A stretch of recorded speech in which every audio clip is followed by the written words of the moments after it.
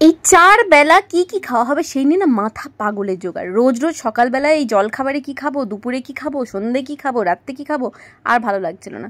আর কত কাহাতক ওই চাউমিন, মুড়ি, তারপরে একটু ওই চিড়ের পোলাও খাবো বলুন তো। তাই ভাবলাম আজকে গরম গরম রুটি করব। যদিও রুটিতে আমি অতটা পটিয়সী নই, তবুও ভাবলাম একবার ট্রাই করে দেখি, খারাপ হয় না। আমি যখন রুটি করি না, মানে গরম গরম খেলে ঠিকঠাকই হয়ে যায়, মানে ভালোই লাগে খেতে। বাট যদি সেই রুটিটা রাত্রেবেলা খাওয়া হয়, ইনফ্যাক্ট যেই করুক না কেন, যত ভালোই রুটি করুক না কেন, সকালের করা রুটি রাত্রেবেলায় খেলে এমনিতেই খারাপ লাগে, তাই না? তো আমি মোটামুটি আমার মিস্টার মুখার্জির আর নদীর জন্য করছি, কারণ বাকি সবারই কমপ্লিট হয়ে গেছে। রুটিগুলো চটপট বেলে আর ফটফট করে সেঁকে নেবো। আর একটা গ্যাসে আমি অলরেডি আলু কেটে একটু পাঁচফোড়ন আর শুকনো লঙ্কা দিয়ে একটা তরকারি বসিয়ে দিয়েছি। মাখা মাখা তরকারি হয়ে যাবে, আর আলুর তরকারি। গরম রুটি খেতে খারাপ লাগবে না। এরপরে তো শীতকাল আসছে, তখন তো গুড় দিয়েই রুটি খেয়ে নেবো।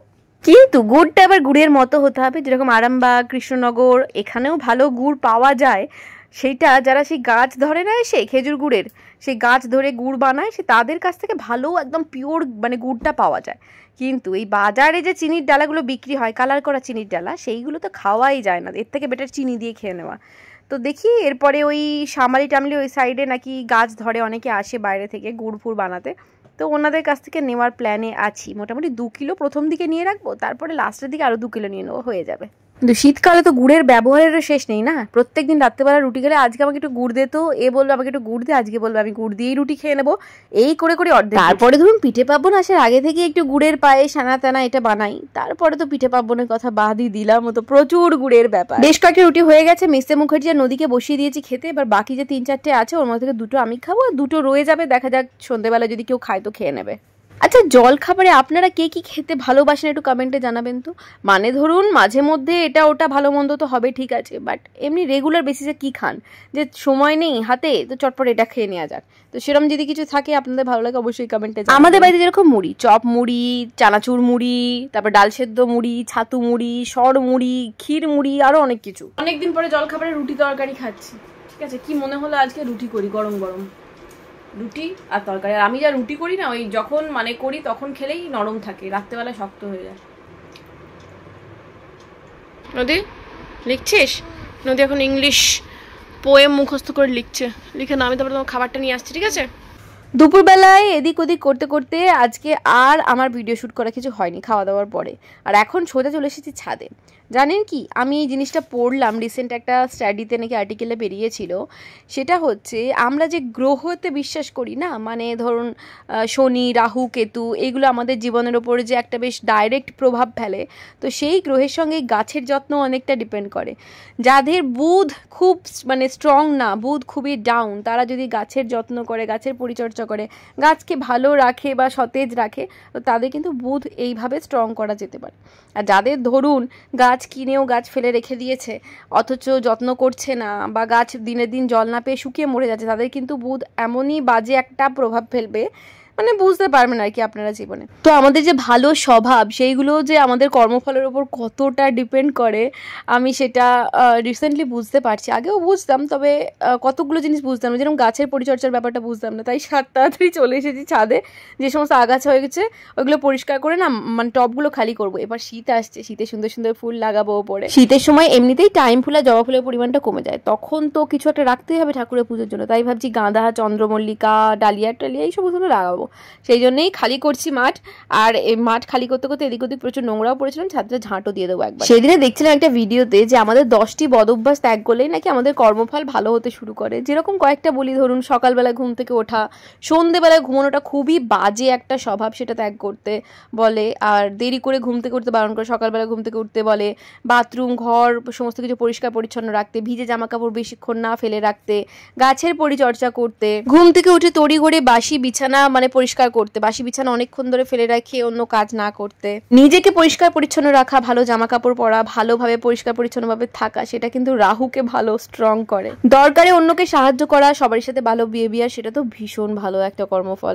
বিশেষ করে বাড়ির পরিচারিকা বলুন, বা আপনার আশেপাশে যারা আরো ব্যক্তিরা থাকে, যারা আমাদের অনেকভাবে হেল্প করে, তাদের সাথে আমি নিজের চোখে দেখেছি কিছু কিছু মানুষ এত বাজে বিহেভ করে না, মানে চিন্তার বাইরে। তো এইগুলো কিন্তু শনিকে প্রচন্ডভাবে ডাউন করে। তারা হয়তো বুঝতেই পারে পারে না তাদের জীবনে কেন প্রবলেমগুলো আসছে, বাট এইগুলো এই কারণেই হয়ে থাকে।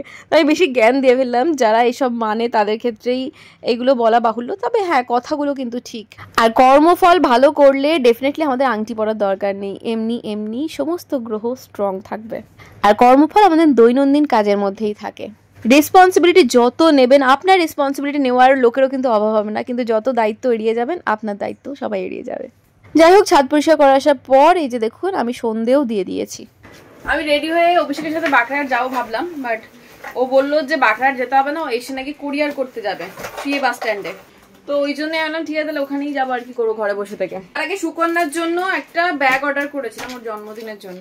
ব্যাগটা এসেছে, দেখা যাক, আমি খুলিনি সকাল থেকে, দেখি কেমন ব্যাগটা পছন্দ হবে কিনা কে জানে। এই যে দেখুন পার্সটা, দেখ আমার খুব পছন্দ হয়েছিল এই কালারটা। আর ও না মানে ব্ল্যাক টাইপের ও পছন্দ করে, আমি তো ব্ল্যাক আমার খুব পছন্দের, তো ব্ল্যাক খুব একটা পছন্দ করে না, সেই জন্য ভাবলাম এটাই দিই। এটা একটা পার্স, শাড়ির সাথে খুব ভালো লাগবে।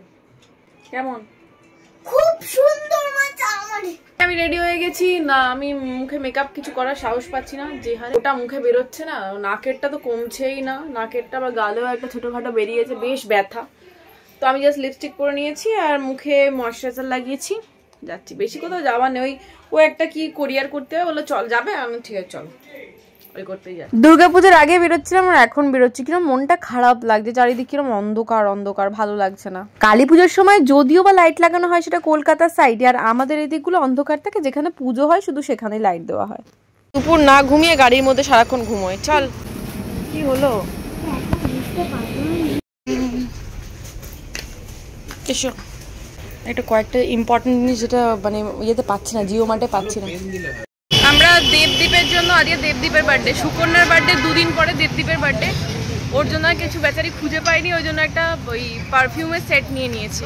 সুকন্যার গিফটও আমার কাছে আছে, অনলাইনে অর্ডার দিয়েছিলাম তো এসেছে। তো সুকন্যার গিফট আর দেবদ্বীপের গিফট একসাথে গিয়ে দিয়ে দেবো এখান থেকে। আর মোড়ে আমাদের বেশ কয়েকটা জিনিস নেওয়ার ছিল, বিশেষ করে অরহর ডালটা, অরহর ডাল দিয়ে ওই ইয়ে বানাবো, সাম্বার বানাবো, তো সেই অরহর ডালটাও নিয়ে নিয়েছি, আর তার সঙ্গে আরও বেশ কিছু জিনিস দরকার, তো সেগুলো সব নিয়ে নিয়েছি। এবারে যাচ্ছি বাড়ির দিকে।